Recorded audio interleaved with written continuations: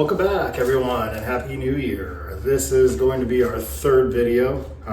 We've done some Viking chairs. We have done a bathroom shelf, and now we are going to do a basic end table. Kind of the same concept as last time. We are going to use somebody else's plans.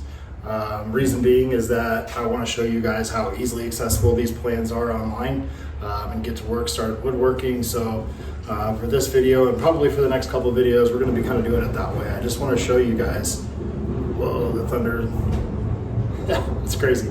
I just want to show you guys how easily accessible this stuff is and how easy it is to get started. So without further ado, what I want to do is show you guys the plans that we're going to be working with today. I'll have a little pop-up on the screen here. We're going to do a plan by 731 Woodworks by a guy named Matt Outlaw. Just like Guardian Woodworking last time, I've used a lot of his stuff. He's got some free plans. He's got some stuff that you can buy. Also another woodworking community group that you can get in a little bit further in the weeds, where he gets into your woodworking business and helps you develop that. So there's a lot of stuff that he has to offer. It's a really cool page. I'll provide a link in the description for you. So just like our last plan, first thing that we're going to do, we're going to get to the cut list. We're going to cut the plans, do the cut list and get all of our pieces together, and then we'll come back here and talk about what we're going to do next. This particular project utilizes pocket hole joinery. And for those of you that don't know what that is, what it is a form of joinery that hides the holes. So it's used on like a lot of furniture or furniture-y type things, if that's a word. So what it does, it kind of hides the holes and where you're joining, so you don't have screws that are visible on the outside. So there's a whole jig that I purchased and have used on a couple projects.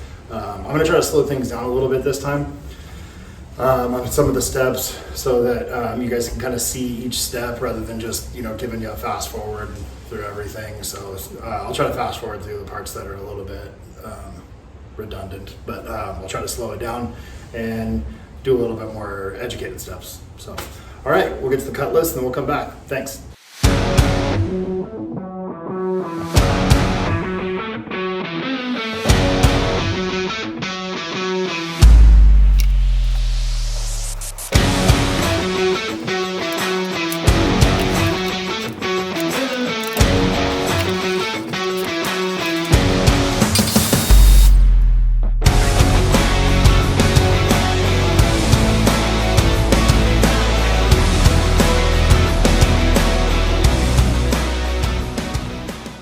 Okay, welcome back. Cut list completed.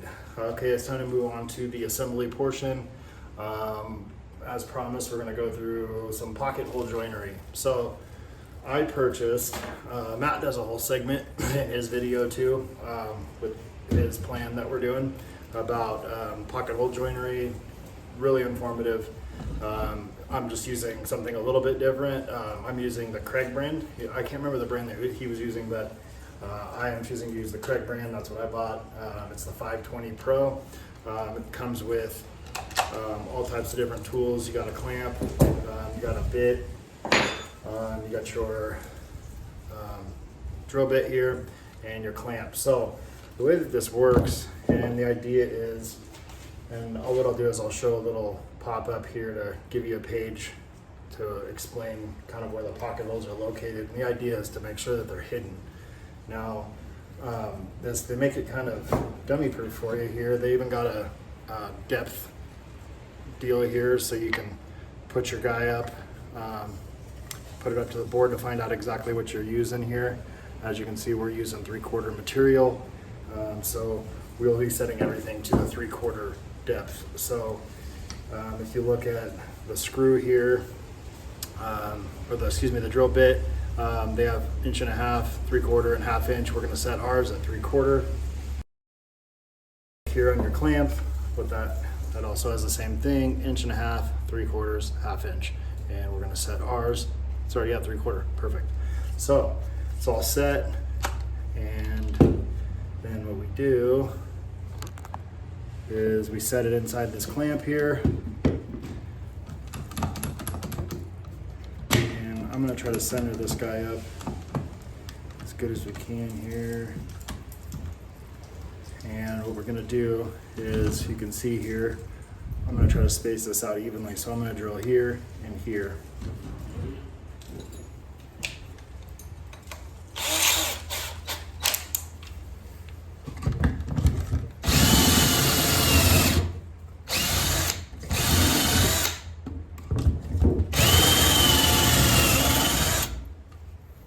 And I will flip it around and do it to the other side. And what you'll see here is now you have two insets here for your screws go, and you always want to make sure that you're setting this on the bottom or the side that is not going to be displayed. So what I'm going to do, I'm just going to go ahead and get all these drilled out. I don't want you to have to sit along with me through all that. I'll get all these drilled out. What I like to do is drill them all out first, because I'm kind of going back and forth. I don't have a second drill. I have an impact. You don't want to use an impact on these screws because you don't want to drive straight through the wood. You want it to kind of set your torque a little bit low, drive it just far enough in to where it's fastened. So I don't want to use my impact. So what I like to do is go ahead and jump through here and get all my holes drilled, and then I'll start fastening it together. So I'll get all that done and we'll come back.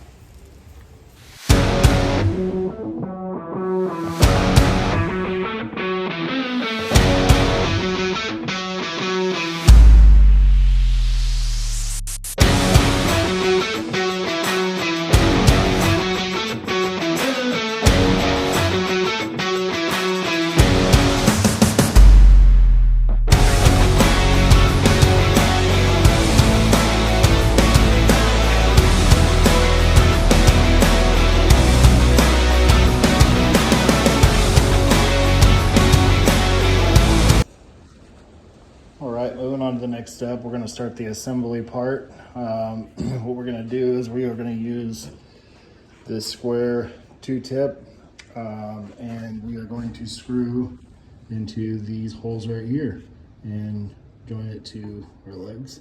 Right now I kind of got her clamped together, try to hold her in place. I got her flushed on the top here. It's upside down right now. And what we're going to do is inset it just a little bit like Matt recommended. Try to make it look a little different than just a typical piece. Set yourself apart, as he says. So I'm gonna do my best to do that. All right, here we go.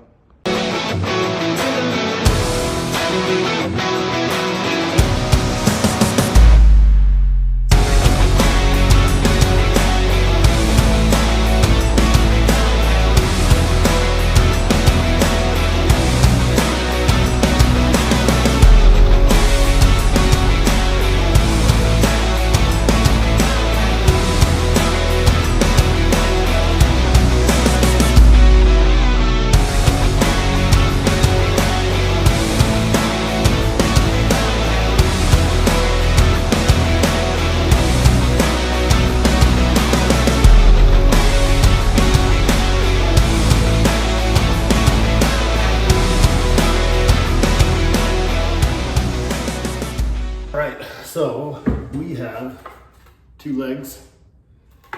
Already made one mistake. You guys probably caught it. I'm a flipping bonehead. I put the pocket hole screwed down. I keep getting flip-flopped because I'm working upside down, so I'm a dum-dum. So I'm gonna try not to do that. I think I can just go ahead and probably set this in there in the pocket hole and get one for the top. This will just be ugly and extra, but hopefully it'll be hidden. Nobody will ever see it, so no big deal. I am gonna try my best not to do that on the other ones, but let's see if I can remember next time. So at this point, the next task is to attach these other 4 pieces exactly the way that we did these, but just kind of tying the frame all together. Let's do it.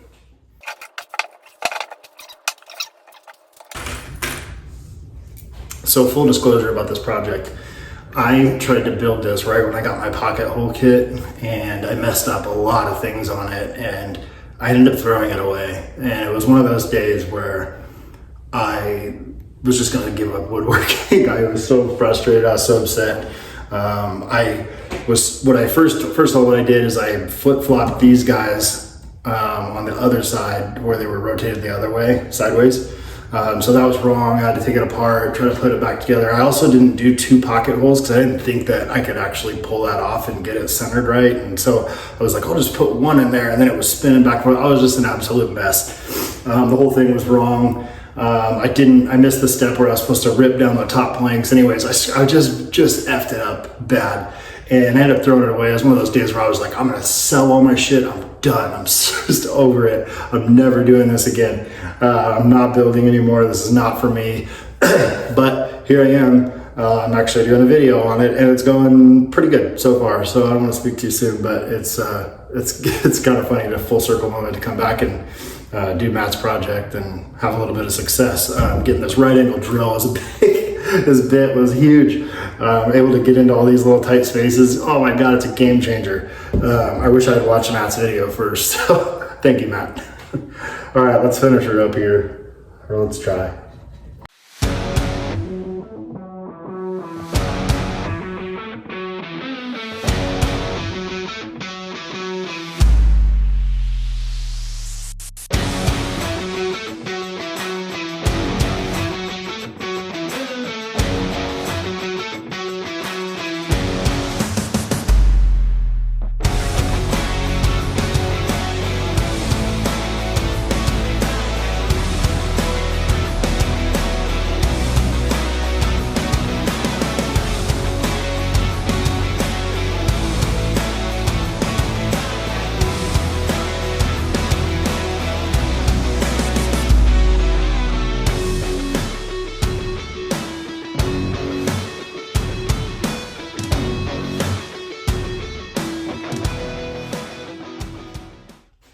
So we are finished with our frame.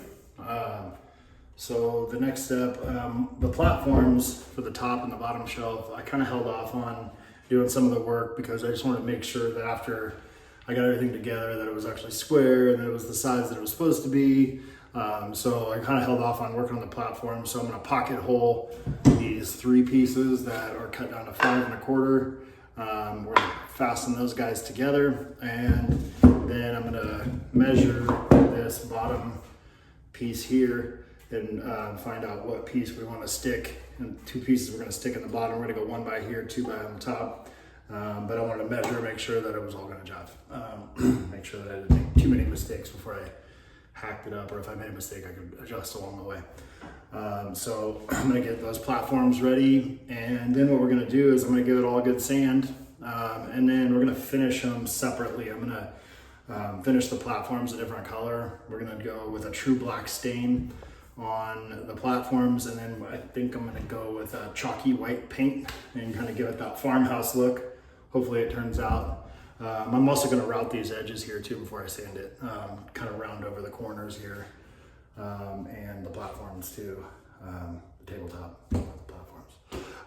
So yeah, next step, I'm going to get these platforms, tabletops done, and then we'll move on to sanding and finishing. So.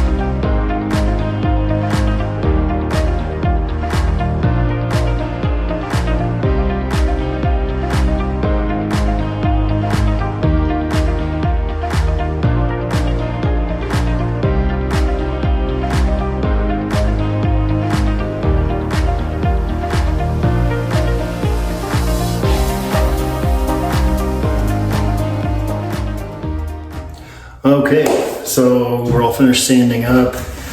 We have our platform for the top. Keep calling it a platform, tabletop. And then we have our lower tabletop, and we have our frame. So I'm gonna take this thing in tonight. We're gonna paint it that chalky white paint. And then we're gonna stain the tabletops. I wanna take you through kind of some of the stuff that I'm gonna do or attempt to do. We'll see how it turns out. I have this stainable wood filler. I used it on my Viking chair project. It was a big old like gouge up the side of one of the shitty boards. When you buy Dougford lumber, like construction grade lumber, a lot of it's tattered up and it just kind of sucks. So there's kind of a spot here. What I'm gonna do, I'll bring it up a little closer to the camera. You might be able to see it, but all this, I'm gonna fill that in and just see if I can kind of patch it up and make it look a little bit better. And then what I'm gonna do a pre-stained wood conditioner. And this guy here, I used on the Viking chairs also, and it made a huge difference. I'd never used it before, but it made a huge difference on the blotchiness and like just the overall consistent look. Where some of it gets darker than others, just kind of made it more universal looking. I really like the way that it turned out. So we're gonna do it on this too. Yeah, so let's get to it.